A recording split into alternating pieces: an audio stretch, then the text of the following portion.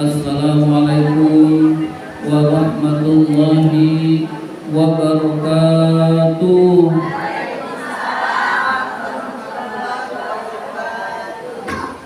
Alhamdulillahi rabbil alamin, wa bihi nasta'in ala umurid dunya waddin.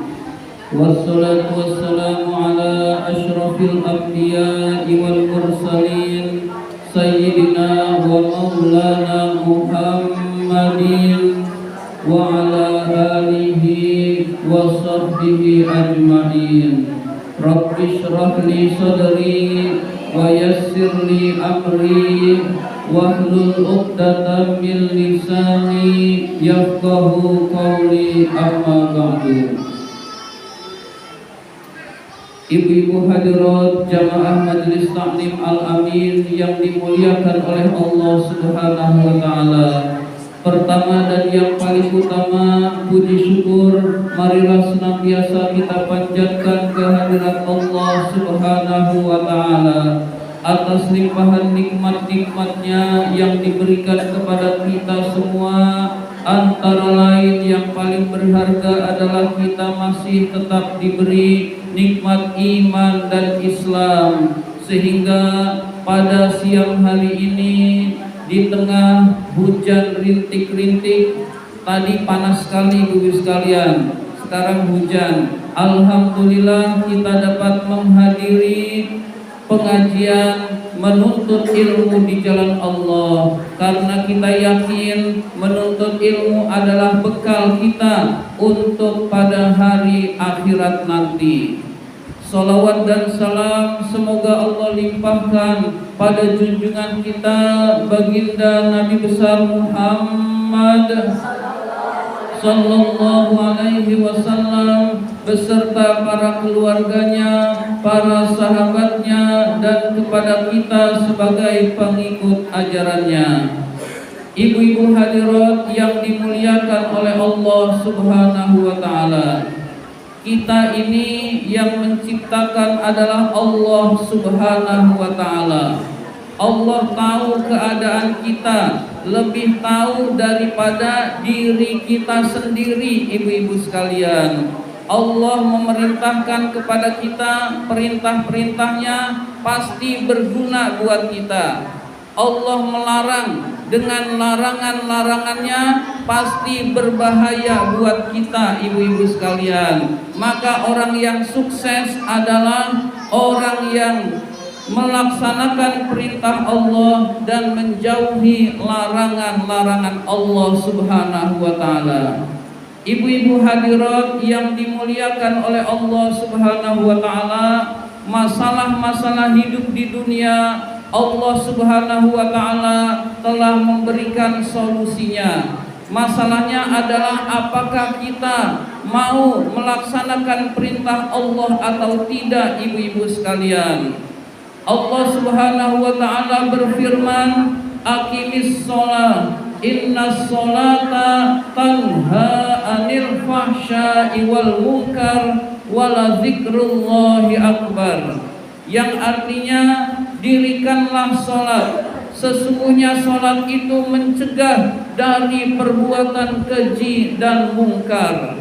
Jadi Allah sudah berjanji, kalau sholatnya benar, orang tersebut terbebas, terhalangi dari kemaksiatan-kemaksiatan, dari dosa-dosa, dari pelanggaran-pelanggaran. Ternyata banyak di antara kita atau pemimpin bangsa yang sholat juga tapi maksiat juga, sholat juga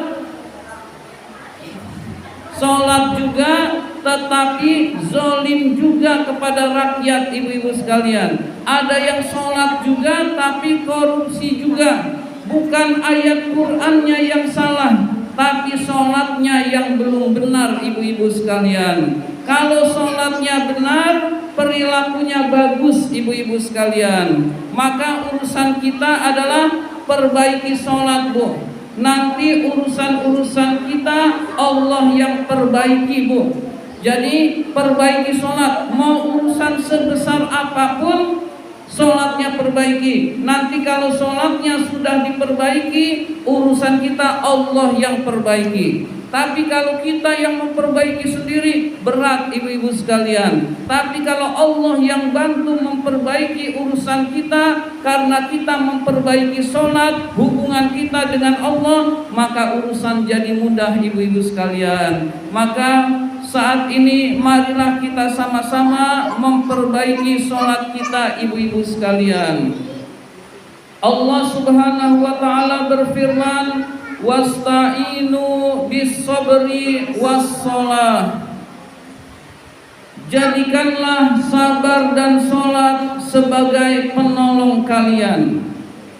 Wa innaha lakabiratun illa 'alal khashiyin. Sesungguhnya yang demikian itu berat kecuali bagi orang-orang yang khusyuk.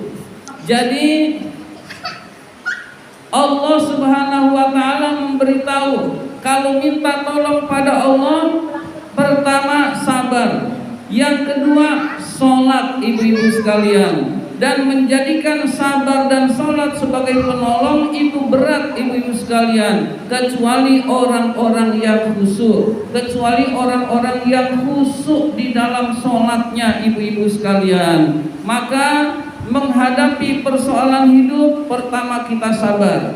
Setelah itu kita minta tolong pada Allah lewat sholat ibu-ibu sekalian. Kita pertama sholat 5 waktu. Sholat 5 waktu sudah beres, sholat sunnah kita perbanyak ibu-ibu sekalian. Ada masalah, minta tolong pada Allah lewat sholat ibu-ibu sekalian, baik itu di siang hari maupun pada malam hari. Ya Allah, saya banyak masalah. Udah kita sholat, ambil wudhu, sholat 2 rakaat, ngadu kepada Allah ibu sekalian. Ngadunya kapan? Habis sholat ibu-ibu sekalian. Jadi habis sholat 2 rakaat selesai, hati tenang, kita ngadu, ya Allah saya banyak permasalahan ini, maka insya Allah akan ditolong oleh Allah Subhanahu wa ta'ala ibu-ibu sekalian. Jadi orang beriman itu punya Allah. Beda orang-orang kafir, nggak punya pegangan ibu sekalian. Kita itu punya pegangan yang sangat kuat, yaitu Allah Subhanahu wa ta'ala. Masalahnya adalah kita mau atau tidak. Masalahnya kita mau memperbaiki sholat atau tidak ibu-ibu sekalian. Memperbaiki sholat dimulai dengan cara pertama, sholat kita sesuai fikih atau tidak ibu-ibu sekalian. Rasulullah sallallahu alaihi wasallam bersabda, "Shallu kama ra'aitumuni usolli." Salatlah kalian seperti kalian melihat saya salat. Jadi perintah Rasul, salatlah kalian. Gimana caranya? Seperti engkau lihat saya salat. Rasul salatnya gimana? Itu ditiru ibu-ibu sekalian. Nah, kita orang-orang yang sudah jauh berabad-abad dari Rasul, bagaimana bisa melihat Rasul? Dengan cara Rasul sholatnya dilihat oleh sahabat, sahabat sholatnya dilihat oleh tabi'in, tabi'in melihat tabi'in dilihat oleh tabi'in terus sampai sekarang, dan itulah diriwayatkan sehingga jadilah ilmu fikih ibu-ibu sekalian. Jadi untuk memudahkan kita belajar ilmu fikih, insya Allah sesuai dengan sholat yang seperti Rasul sholat ibu-ibu sekalian. Jadi tinggal kita, daripada kita membuka hadis lalu kita nggak tahu artinya, atau tahu artinya tapi hadis sangat banyak ibu sekalian. Hadis itu harus dirangkum, dikaitkan dengan Al-Quran, dan itulah tugas ulama. Tugas kita terima jadi ibu-ibu sekalian, yaitu ilmu fikih yang sudah bersumber dari Al-Quran, yang sudah bersumber dari hadis.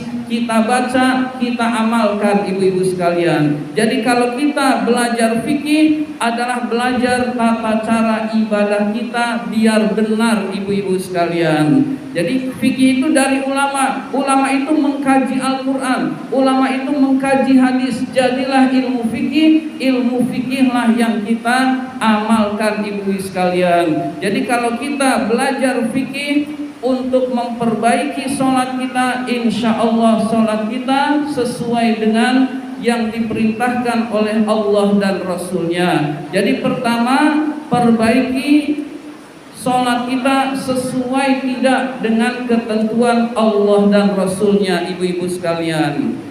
Sholat itu ada syarat, ada rukun ibu-ibu sekalian. Syarat itu yang sebelum perbuatan tersebut dilakukan. Contohnya adalah berwudu, contohnya adalah bersuci atau menghilangkan najis. Kalau wudu kita salah, sholat kita salah juga dan tidak diterima oleh Allah. Jadi wudu harus benar atau toharoh. Toharoh itu bab bersuci ibu-ibu sekalian. Jadi kalau sholat kita ingin benar, pertama syaratnya benar, yaitu wudu kita harus benar ibu-ibu sekalian. Di mana kita tahu wudu kita benar? Belajar fikih ibu-ibu sekalian. Maka fikih itu sangat penting untuk memperbaiki ibadah kita ibu-ibu sekalian. Setelah itu baru kita sholat ibu sekalian. Sholat itu ada rukunnya.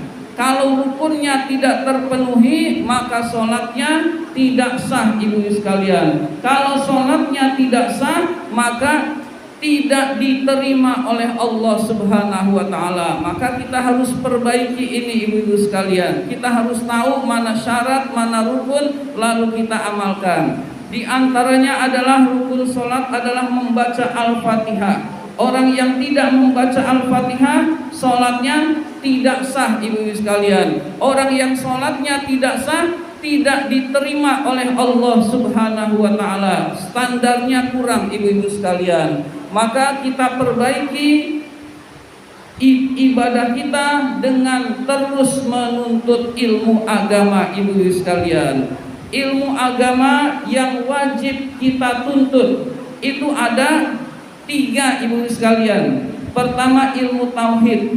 Ilmu tauhid harus kita ketahui. Ilmu tentang Allah, ilmu tentang mengesahkan Allah, yaitu tentang sifat-sifat Allah yang mustahil bagi Allah dan seterusnya kita harus tahu ibu sekalian. Ini ilmu yang wajib kita ketahui. Yang kedua, ilmu fikih ibu sekalian. Ilmu fikih yang berkaitan dengan tata cara ibadah juga harus kita ketahui. Kalau tidak kita belajar ilmu fikih, maka ibadahnya salah, kita tidak tahu. Kalau kita tidak tahu ibadahnya salah, taunya nanti di akhirat ibu-ibu sekalian, dan itu sudah terlambat.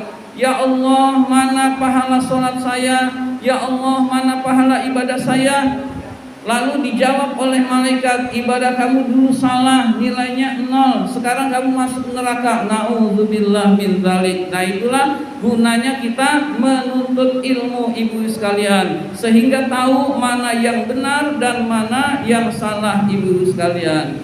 Dan yang ketiga, ilmu yang wajib kita ketahui adalah ilmu tasawuf ibu-ibu sekalian. Ilmu tasawuf adalah ilmu untuk membersihkan hati ibu-ibu sekalian.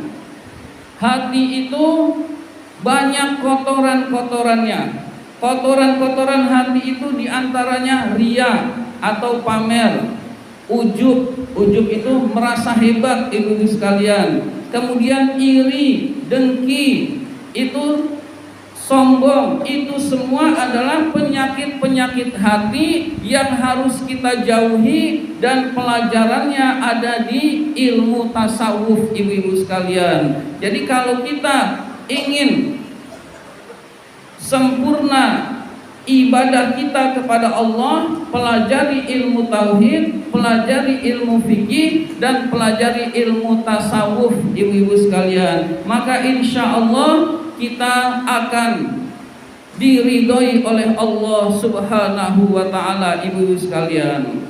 Allah Subhanahu wa taala berfirman, illa man atallaha biqalbin salim, kecuali orang yang menghadap Allah dengan hati yang bersih. Jadi semua akan celaka di akhirat nanti kecuali orang yang menghadap Allah dengan hati yang bersih, ibu-ibu sekalian. Nah, hati yang bersih itu harus kita bersihkan. Bagaimana caranya? Dengan mempelajari ilmu tasawuf, ibu-ibu sekalian. Sehingga ada 3 ilmu agama yang harus benar-benar kita pelajari: ilmu tauhid, ilmu fikih, dan ilmu tasawuf, ibu sekalian. 3-tiganya usahakan kita pelajari, ibu-ibu sekalian. Ibu-ibu hadirat yang dimuliakan oleh Allah Subhanahu wa taala, kita kembali kepada urusan sholat.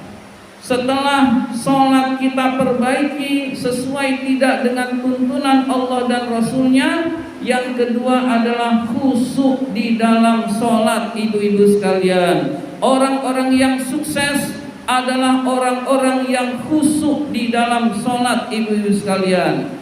Allah Subhanahu wa taala berfirman, qad aflahal mu'minun alladzina hum fi sholatihim khashi'un. Sungguh sukses, sungguh bahagia orang-orang yang beriman. Jadi orang-orang yang beriman itu bahagia, tapi tidak cukup, ada lanjutannya, alladzina hum fi sholatihim khashi'un, yaitu orang-orang yang khusyuk di dalam sholatnya, ibu-ibu sekalian. Jadi kita alhamdulillah sudah beriman. Yang kedua harus kita raih, yaitu kita khusyuk di dalam sholat kita, ibu-ibu sekalian.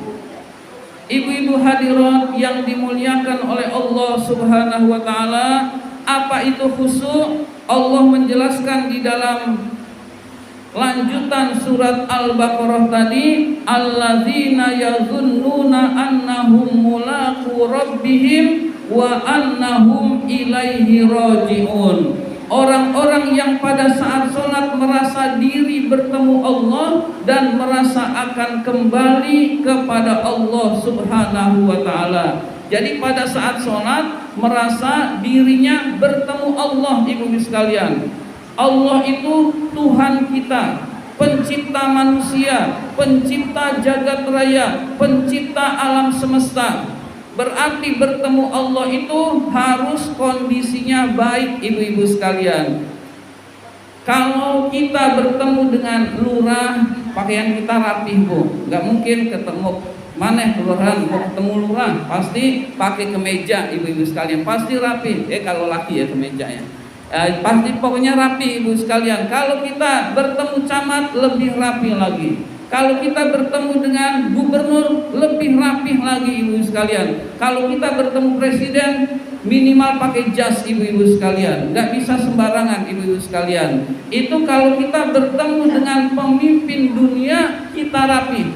Bagaimana kalau kita bertemu dengan Allah Subhanahu wa ta'ala? Harusnya lebih rapih lagi, ibu-ibu sekalian. Tapi minimalnya kita standar biasa aja. Begini udah rapi, yang ibu pakai itu sudah rapi, mukenanya yang sudah dicuci, baunya wangi, ibu-ibu sekalian. Jangan mukena udah sebulan nggak dicuci-cuci, dipakai sholat terus-terusan. Nah itu namanya tidak menghormati Allah Subhanahu wa ta'ala.